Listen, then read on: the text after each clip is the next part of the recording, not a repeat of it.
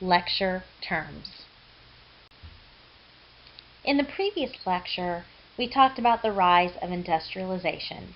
We used England as an example to explain a lot of the rapid rise of industrialization and how it occurred.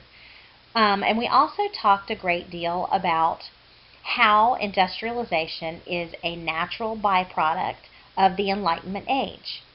With the rise of laissez-faire economic policies, with the expansion of the government to include the middle classes, all of these things were things that the philosophes had wanted to occur. Limit the power of the central government with the power of the people that were elected.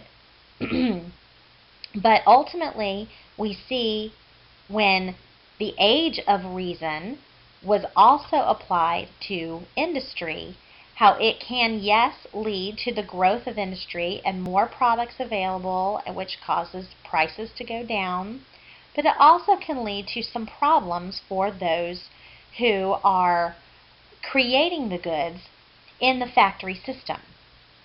The downside of industrialization, when industrialization happens very rapidly, could oftentimes result in very poor working conditions and living conditions for the working class, especially with no government regulation being put in place due to the laissez-faire economic policies.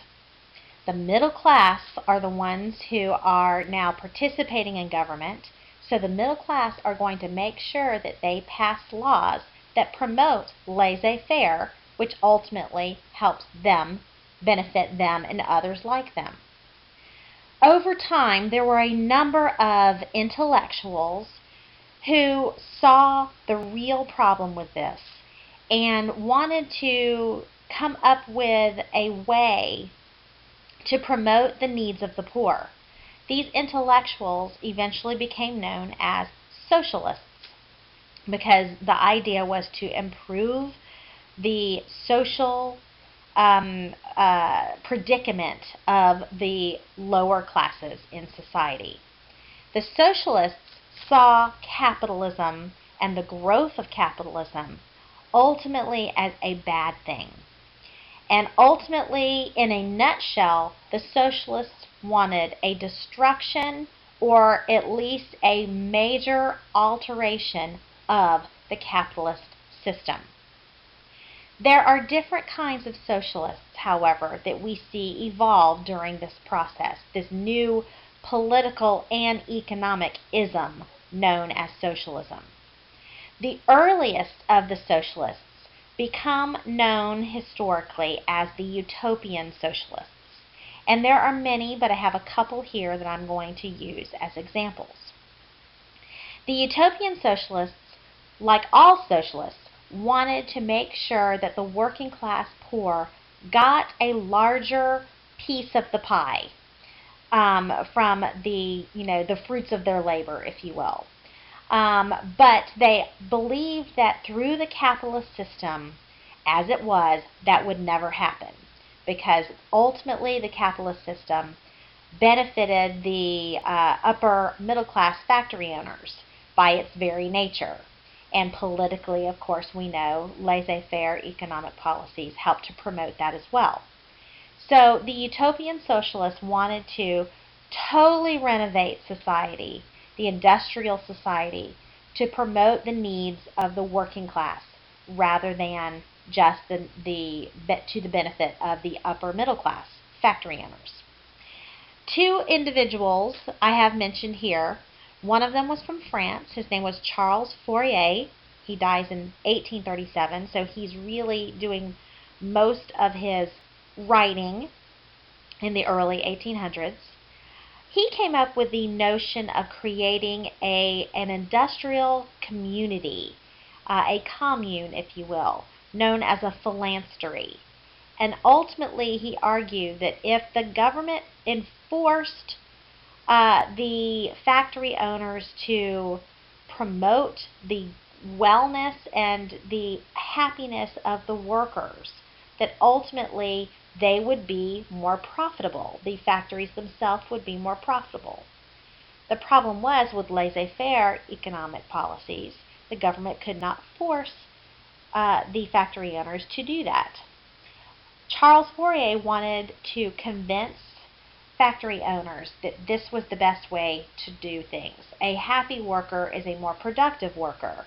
So if he could encourage them to willingly create these communities where they provided good housing, they provided a safe work environment, fair pay, etc., that ultimately their factories would be more profitable. The problem was, all of those things cost more upfront for the factory owner.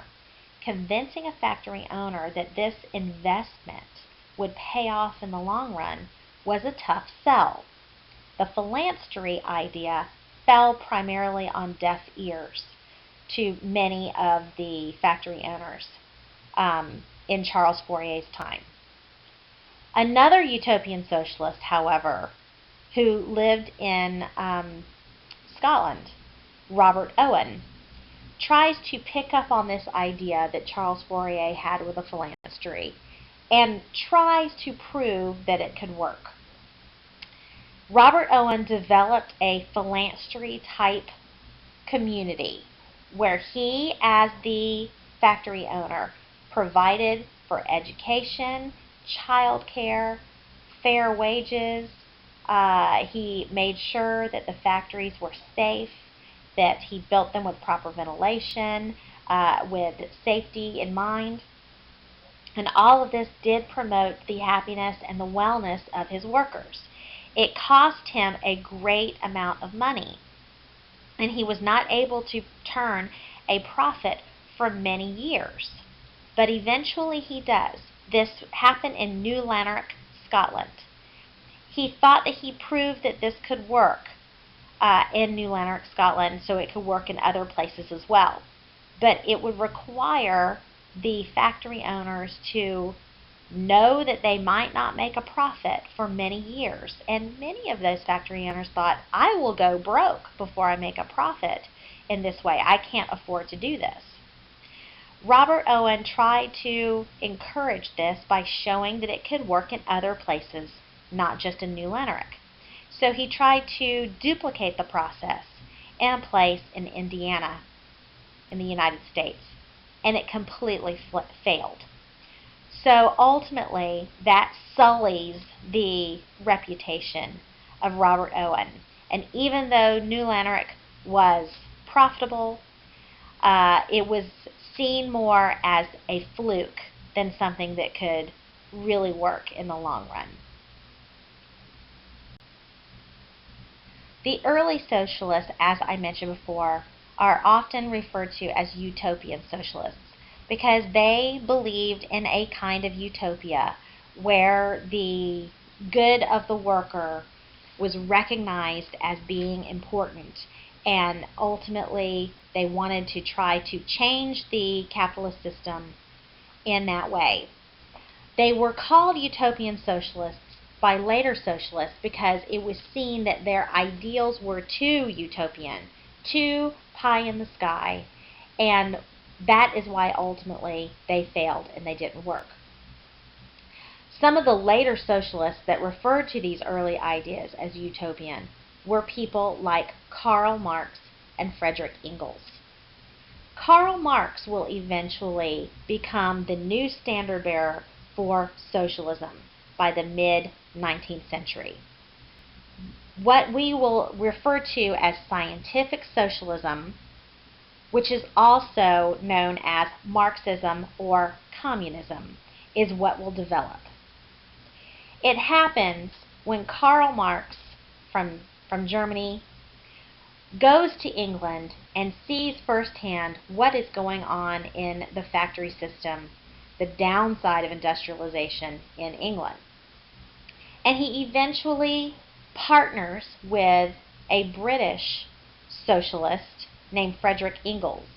And together they work on what will eventually become the Communist Manifesto. They write the Communist Manifesto and publish it in 1848. In this, they explain that they have a different approach to socialism than the earlier socialists. They call their approach more scientific because it is based on looking back to history, using historical facts in order to buttress their arguments, and ultimately they believe that the only way that the workers can get out of the plight that they're in is to completely destroy the capitalist system as it is. Capitalism is the evil that needs to be destroyed, according to Marx and Engels. Now, in the Communist Manifesto, which you are going to be reading for this class, we will see that the capitalists, which are referred to as the bourgeoisie, are constantly in battle with the working class that are known as the proletariats. These two classes did not exist before the industrial age, according to Marx and Engels in their document. They look back to history and they explain that history has been propelled through the ages through class struggle. One class struggling against another. And that is what propels change and propels history. Ultimately, by the time we get to the industrial age, the two classes that are facing off at this point are the bourgeoisie capitalists, the owners of the means of production, the factory owners, and the working class, the proletariats, the factory workers. Ultimately, what Marx and Engels argue in the Communist Manifesto was this would be the last class struggle in history, because this class struggle will ultimately end in a struggle, a revolution that will propel the end of the capitalist system and ultimately promote a new way of looking at things, a new kind of economy, a new way of looking at politics and economics both together. Ultimately, this last revolution will lead to the end of all revolutions, because it will ultimately end with the destruction of the need for a state. The state would wither away. Now, all of this, I know, sounds very confusing, and I know that you're reading this document and it may be difficult to understand, but I'm going to explain some things to you to help you pick out the important things that you really need to focus on in your reading. Don't get so bogged down in the minutia of the examples that Marx and Engels use that you miss the point they're trying to make. If all else fails, go back to the heading of the section to recognize what they are actually explaining. Ultimately, this class struggle, this final class struggle between the capitalists and the proletariats, ultimately is based on what Marx and Engels claim is the labor theory of value. Now, you might not see those exact words used in the document as you read it, but you will understand the notion as I explain it here. Ultimately, value in the industrial age, the value of a product is directly related to the labor put into it. In other words, Marx and Engels claim that the raw materials do not have any real value because labor has not yet been applied to them. They have potential value, but they don't have real value until a worker applies work, labor to it to make it into something useful, something that could be sold in the marketplace, something that is desired by people. Take a table, for example. The raw material, the wood that comes from a tree, does not have any real value in it, only potential value. It is not until a worker applies work to it, sawing it into pieces, nailing it together to create a table, is it something useful. So the value of that product is directly connected to the labor applied to it. Therefore, what Marx and Engels argue is the capitalists, the bourgeoisie, who do not apply any direct work to any of the products that they sell. They instead steal that value from the workers that they employ. They purchase the raw materials. They give the raw materials to the workers to create into something useful. They pay the workers a very small percentage of the value of the profit that they receive from that product they sell at the market.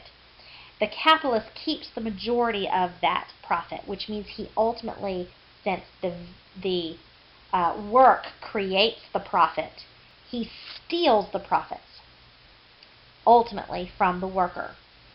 He does not apply any work to the product itself, but he gets the majority of the profits from it. This labor theory of value is ultimately what Marx and Engels claim will propel the proletariats to finally revolt. They will get tired of the exploitive system known as capitalism. They will grow weary of this exploitation. They will grow weary that they are alienated from the profits that their work creates, and ultimately will rise up. They will seize the means of production away from the factory owners, from the capitalists, and eventually they will overthrow them. Now, initially this will mean that the proletariats take over the bourgeoisie. So who's to say that they're not going to then oppress another class? What Marx and Engels argue is that the proletariat will run things for a while, but eventually all of the classes, the middle class and the proletariat, will be amalgamated into one group, which ultimately destroys classes. Marx and Engels argued that with the destruction of classes, you ultimately have the withering away of the need for a state. If all laws have been created over time in order to keep the classes separate, which is what Marx and Engels argue, then when you get rid of those classes, you no longer have the need for those laws. And ultimately, the state will wither away. This is the basics of the Communist Manifesto, but you will need to read it very carefully to fully understand what this all means and what the implications of this would be. Marx will further explain the notion of the state disappearing, of the state withering away, in his later book, published in 1867, Das Kapital.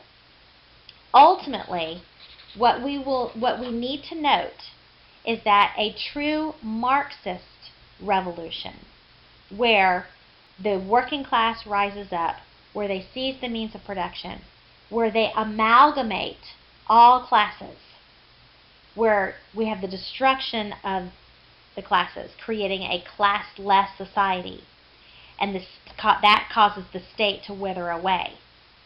Those steps don't all ever happen. In the, quote, communist revolutions that we will see and we will also study in this course in the 20th century, we need to note that in many cases they skip some of these steps. Ultimately, instead of the state withering away, we see where the state runs everything. Ultimately, this leads to the rise of totalitarian dictatorship.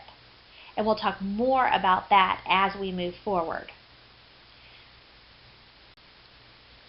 Now, Marx and Engels argued that the communist revolution of the proletariat against the bourgeoisie was inevitable. that it was eventually going to happen. It was inevitable that it would happen, just in a matter of time. But many argue that they were wrong because obviously it hasn't happened exactly the way they argued it would. Why is that? If it was inevitable, why has it not happened? Many historians look at the development of trade unions and ultimately explain that perhaps with the rise of trade unions, the need for that big revolution diminishes. Now, what are trade unions? I mentioned in the last lecture that they were not legal in most industrial nations until we move into the mid-1800s or so. The object of trade unions was not to destroy the capitalist system like the socialists wanted to do. Instead, the object of trade unions was to gain more profits for the workers, ending economic exploitation, but not by destroying the capitalist system. They wanted to get more profits for the workers through the traditional capitalist system. And ultimately, this would be done through collective bargaining. As unions become legalized in industrial countries, and as collective bargaining ensued, the conditions for the workers improved gradually over time. Eventually, a proletariat revolution, like Marx had called for, became less and less likely. Some of this is because finally governments recognized that strict laissez-faire economic policies ultimately were not the best way to go. That there needed to be some government regulations in some areas in order to ensure safety for more people and fairness in many cases. Prior to the mid-1800s, it was illegal to bargain collectively in many areas. Now in England it happened a little earlier since they industrialized first. It happened in the 1820s or so. But, as unions became legalized, we see this as an outgrowth of classical liberalism, as a changing of things, an evolutionary liberalism process. Eventually, the leaders of unions also start to bargain for political rights for the working class. Eventually, this will lead to the growth of reform bills being passed through parliaments and other constitutional governments that will lead to the lowering of property qualifications for voting. By the end of the 19th century, most of the constitutional governments that existed, most of which were constitutional monarchies, but as we know, some were republics, like what the Dutch had and what the Americans had. Most governments had both legalized unions for collective bargaining and had increased the vote to include almost all males who were native born in their country. This is called universal manhood suffrage. Women would be added to this after World War I in many of these countries. Trade unionism flourished in good economic times. Factory owners were more willing to bargain collectively with the workers if they were turning good profits. In bad economic times, the trade unions did not do so well. And in those cases, when the economy started to falter in some areas, you start seeing the rise of socialist parties vying for votes in the legislatures. And this will cause a great number of political shifts to happen all over the world. So even though a proletariat revolution like Marx called for, a true Marxist revolution, has not happened, The reason why Marx is so important is that it changes society forever. The ideas of Marx helped to foster the notion that perhaps governments did need to regulate some things in the economy. Maybe not everything, but some things. Perhaps the factory owners did need to allow for collective bargaining. And ultimately, this will change things. So, how do these political shifts happen because of social reforms? What we will ultimately see by the end of the 19th century is that the voting franchise increases. And as more of the lower class get the vote, they are voting for people whose political platforms incorporate some socialist ideas. And so what we see happen by the end of the 19th century is both the ideas of the classical liberals and the classical conservatives kind of evolve, where both the conservatives and the liberals incorporate socialist tendencies into their political platforms, just at different degrees in some cases. As the working class gets the vote and they take on more of a role in social reforms, we see the rise of a welfare state. Both the traditional liberal parties and the traditional conservative parties have to evolve. They have to advocate different socialist ideas in order to get the votes of the lower classes, to get the votes in the legislature. You want your party to get the majority of the votes in the legislature so they can control the legislature. And so ultimately can pass through the reforms and laws that they want. So the best way to do that is to appeal to those new people who are getting the vote, so you can then gain that majority in the legislature. And this is how the welfare state evolves. The welfare state begins with the idea of the greater number of people helping the fewer who are not able to advance themselves.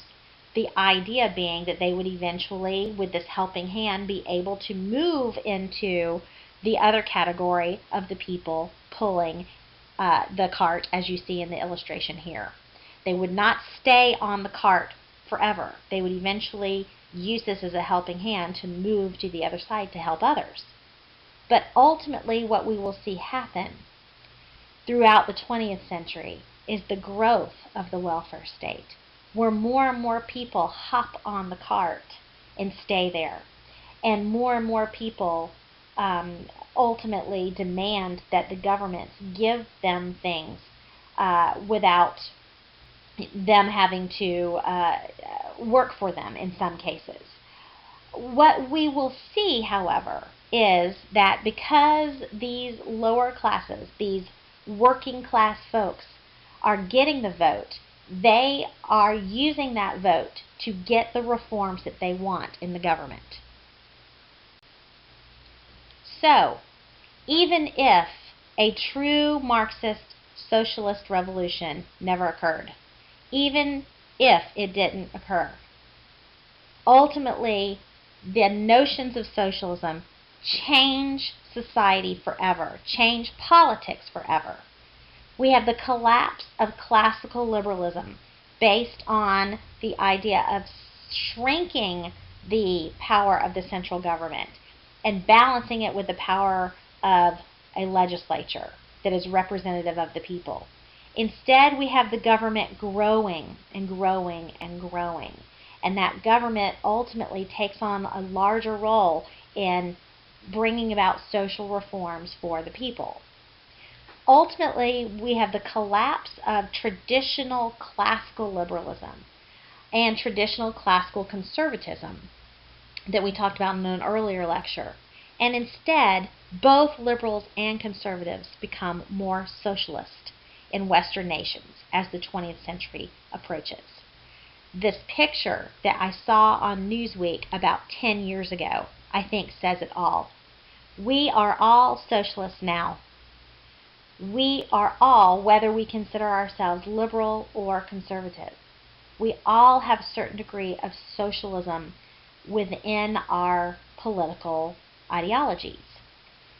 There is no, say, conservative